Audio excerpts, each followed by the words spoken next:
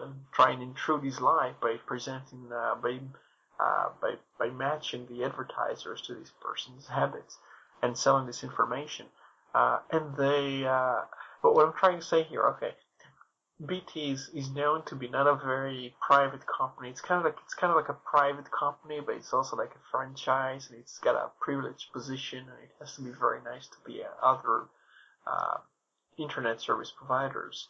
It's the same situation in Canada, where you have the split between just about two companies or one big company is trying to rent some space to some more companies to give the illusion of competition, or to have the oligopoly of the competition. So when it comes to BT, when they do something, you can usually assume the government will support them, as they did with Forum, because they have a lot of influence, and the other ISPs may be pressured to do the same thing, maybe about a year later or. So it's kind of worrying, to be honest. Well, we'll have to see how that one develops, and certainly see if any other websites follow suit, and there's other casualties of this. But I believe we'll move on to the next topic. Have you got another subject you want? Well, we have a new release of X Server, and quite a few releases of Linux, of the old versions of the kernels, all kinds of patches, and we had all kinds of stories about vulnerabilities. Recently, the most major one is apparently one in OpenBSD, which is the symbol on the crown jewel of any person who likes security. So they apparently had a person, I say apparently because it's been denied by some people, it's been confirmed by some people, that about 10 years ago, a person was paid by the FBI to put a backdoor inside OpenBSD, or at least inside the network stack of the operating system. And that's a pretty major thing. And I mean, if you think even about the fact that Apple probably uses the stack, and not necessarily this stack, but they use a stack that's BSD licensed, and Microsoft used to be using a stack that was BSD licensed. It's kind of an interesting situation. If you have one backdoor in one of these distributions, it could make it into all sorts of routers and maybe even toasters and things like that. And if it's actually true that the person was paid by the FBI to put the backdoor, so that's a serious accusation. And also, one thing I wanted to talk about is the fact there is news from Linaro, and Linaro is it's kind of it's not an actual company, but it's more of these announcements which give you a certain name or a consortium or a group with a goal, striving towards, in this case, I think ARM-based computers and embedded devices which run largely Ubuntu-based operating systems. It just shows you more and more how the Linux kernel is being used in embedded systems and all kinds of portable devices and systems which do not allow you to have lots of freedom to hack. It's just there as a very cheap thing to embed inside your product, inside your device. And so that's just general news I've been collecting the past day and a half. If you look around the web, and I'm not sure about Linux news sites, I think Linux news sites have slowed down a bit, to be honest, in recent times, but if you look around any of the Linux-oriented websites, you find lots and lots of things about WikiLeaks and free speech and rights and TSA and free speech net, all kinds of things to do with freedom beyond the software layer, and I think that's very much justified. I'm personally interested in that because I look at more than just software. I'm just looking at what happens on the web, or what happens on people's use of technology in general. And I think we are having a major change now.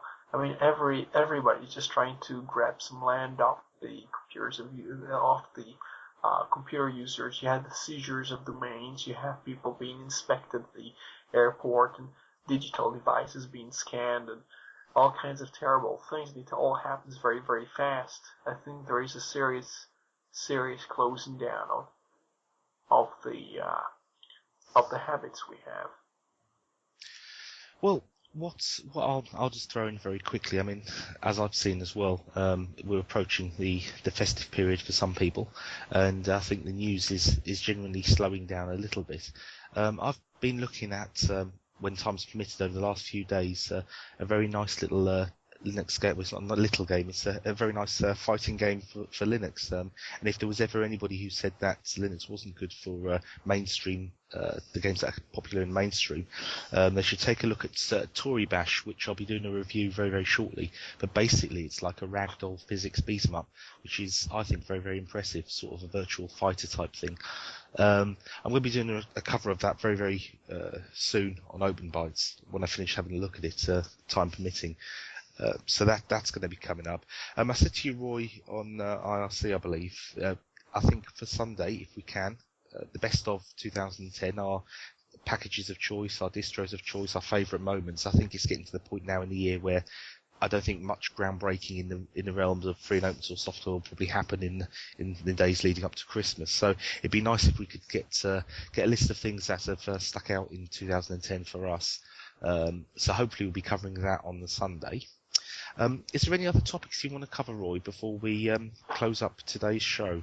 Well, you mentioned something about the holidays, and I know the FSF has been publishing one of those potentially controversial things, because some people say they should speak more about positive things and not negative things about the opposition, but the FSF has created